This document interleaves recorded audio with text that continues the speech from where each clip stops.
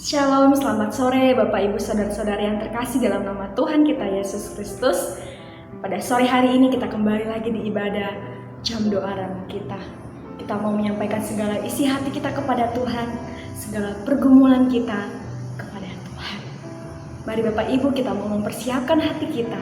Kita akan memuji Tuhan, bahkan kita akan mendengarkan kebenaran firman Tuhan. Mari kita bersatu di dalam doa. Bapa kami yang di surga, kami bersyukur buat sore hari ini Tuhan. Engkau masih menyertai kami, karena kami percaya Tuhan bahwa penyertaan-Mu sempurna dalam setiap kehidupan kami. Pada sore hari ini Tuhan, kami mau memberikan hati kami, pikiran kami, untuk kami memuji Engkau, bahkan mempersiapkan hati kami untuk mendengarkan kebenaran firman-Mu. Terima kasih Tuhan, inilah doa kami. Hanya di dalam nama Tuhan Yesus kami telah berdoa dan mengucap syukur. Amin. Firman Tuhan berkata dalam Mazmur 150 ayat 1. Haleluya, pujilah Allah dalam tempat kudusnya. Pujilah Dia dalam cakrawalanya yang kuat.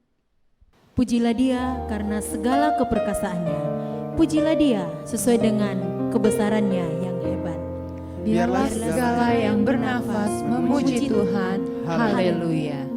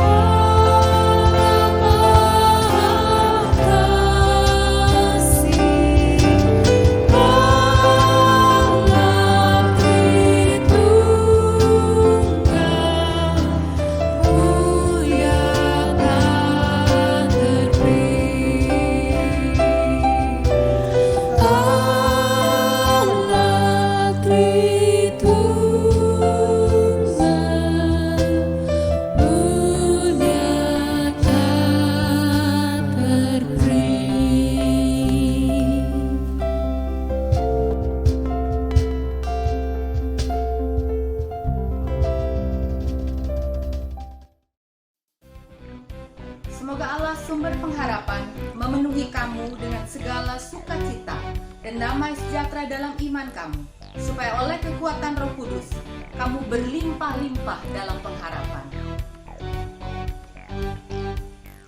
Telah ku temukan sukacita,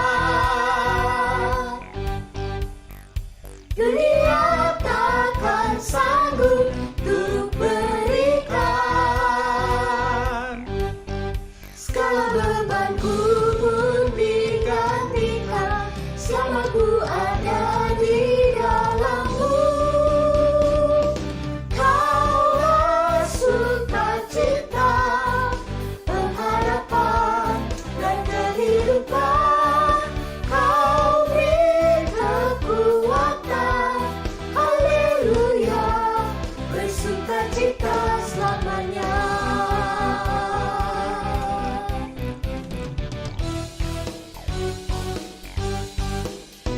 Kaulah yang mendampingi setiap langkahku, berikan kekuatan dengan Roh-Mu. Janji-Mu yang telah menuliskan, Ku punya rancangan yang indah. Kaulah sukacita, pengharapan dan kehidupan. Kau beri kekuatan, haleluya, haleluya. Kaulah sukacita, pengharapan dan kehidupan. Kau beri kekuatan, haleluya, bersukacita selamanya. Hiduplah oleh Roh, maka kamu tidak akan menuruti keinginan daging. Tetapi buah Roh ialah kasih, sukacita, damai sejahtera, kesabaran, kemurahan, kebaikan, kesetiaan, kelemah lembutan, penguasaan diri.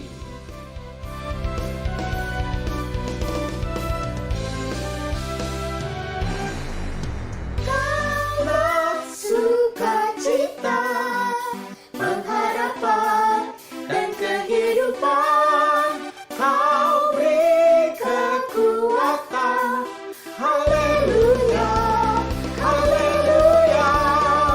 Kaulah sukacita, pengharapan dan kehidupan.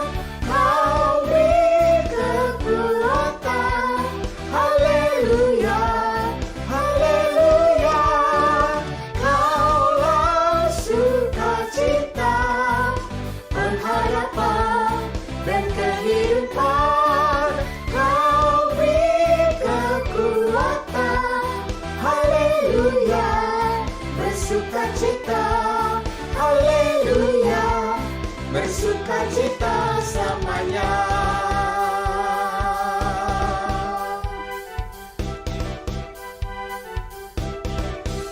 Tiba saatnya kita akan mendengarkan kebenaran firman Tuhan.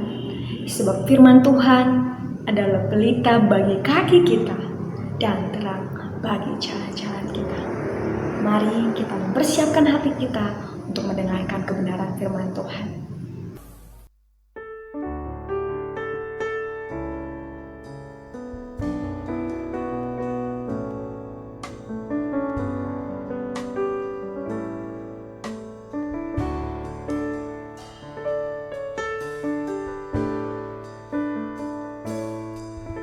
Di hadirat-Mu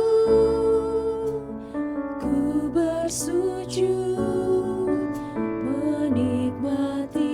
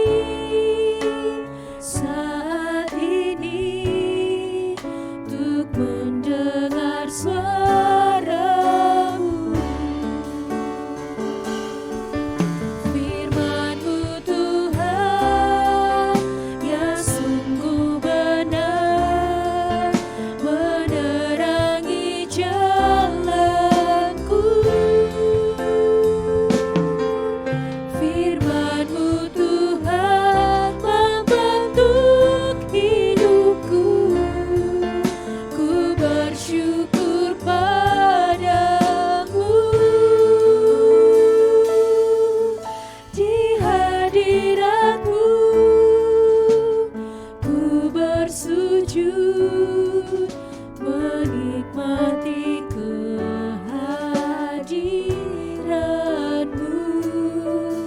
Ku buka hati saat ini untuk mendengar suara-Mu, untuk mendengar suara-Mu,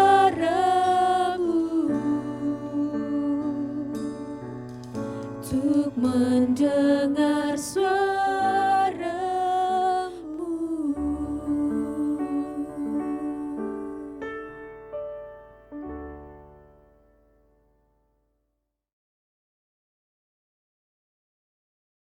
Shalom, selamat sore menjelang malam.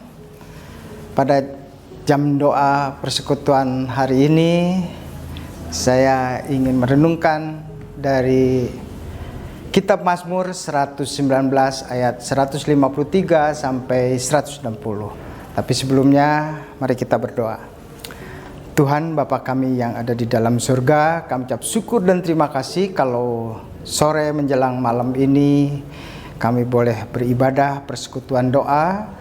Biarlah kiranya Tuhan Engkau akan memberikan pencerahan kepada setiap kami, karena kami ingin merenungkan kitab Mazmur dari 119 ayat 153 sampai 160. Kiranya Tuhan bimbing, biarlah lidah dan bibir kami boleh dipakai oleh Tuhan, dan jemaat yang dikasihi Tuhan boleh bisa memahami dan mengerti akan renungan firman Tuhan dari Mazmur tersebut. Terpuji nama Tuhan. Kami serahkan waktu ke depan ke tangan-Mu. Biarlah nama Tuhan senantiasa dipermuliakan. Amin. Mazmur 119 ayat 153 sampai 160. Saya akan bacakan ayat yang 153. Lihatlah sengsaraku dan luputkanlah aku, sebab Taurat-Mu tidak kulupakan. Di sini ada suatu perkataan pemazmur. Lihatlah sengsaraku, luputkanlah aku, Taurat-Mu tidak kulupakan. Kita mungkin tidak bisa membayangkan ketika pemazmur berucap, lihatlah sengsaraku dan luputkanlah aku, sebab Tauratnya tidak kulupakan. Bagi orang-orang Kristen yang ada di Indonesia, mungkin masih belum bisa mengatakan hal seperti itu. Tetapi coba bayangkan kalau orang-orang Kristen yang ada di negara-negara komunis, ateis, kehidupan mereka sangat tertekan. Mungkin bisa dibayangkan mereka akan berseru kepada Tuhan, Tuhan, lihatlah sengsaraku.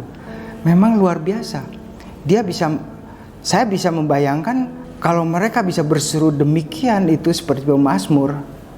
Ya memang keadaannya tertekan ya. Tidak seperti di Indonesia lah, masih negara demokrasi, masih lumayan. Tetapi coba kita bayangkan sejenak kalau kita berada di negara komunis. Pernah teman saya waktu ngajar di daerah komunis, wah, nggak seperti kita bisa duduk seneng. Mereka mau masuk ke ruangan ada satu persatu. Setelah di ruangan mereka tidak bisa bernyanyi, hanya mercuap-cuap aja, tidak keluar suaranya. Coba bayangkan. Dan ketika mereka sudah beres, mereka keluar satu persatu. Kalau kita renungkan pemazmur yang bisa berucap, lihatlah sengsaraku dan luputkanlah aku, Taurat-Mu tidak kulupakan. Memang pemazmur juga pada waktu itu ada di dalam hidup tekanan. Mereka dikejar-kejar, akan dibunuh, dan mereka sangat ketakutan sehingga mereka bisa berteriak seperti itu kepada Tuhan. Ayat 154, perjuangkanlah perkaraku dan tebuslah aku, hidupkanlah aku sesuai dengan janji-Mu. Perjuangkanlah perkaraku. Siapa lagi yang bisa memperjuangkan perkara kita kalau kita tidak mengandalkan Tuhan Yesus sebagai Tuhan dan Juru Selamat kita? Tidak ada orang yang bisa mempertanggungan perkara kita yang penuh dengan dosa ini, siapa yang bisa menebus selain Tuhan Yesus sendiri?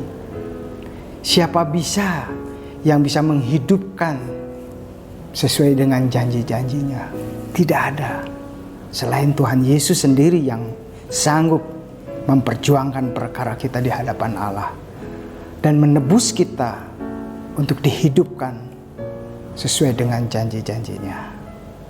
Kita lanjut ya ke Mazmur 100 ayat 155 maksud saya. Keselamatan menjauh dari orang-orang fasik, sebab ketetapan-ketetapanmu tidak mereka cari.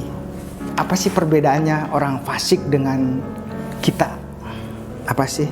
Saya mencatat di sini, orang fasik itu secara terminologi orang yang menyaksikan tetapi tidak meyakini dan melaksanakan perintahnya hanya sekedar ya asal-asalan aja.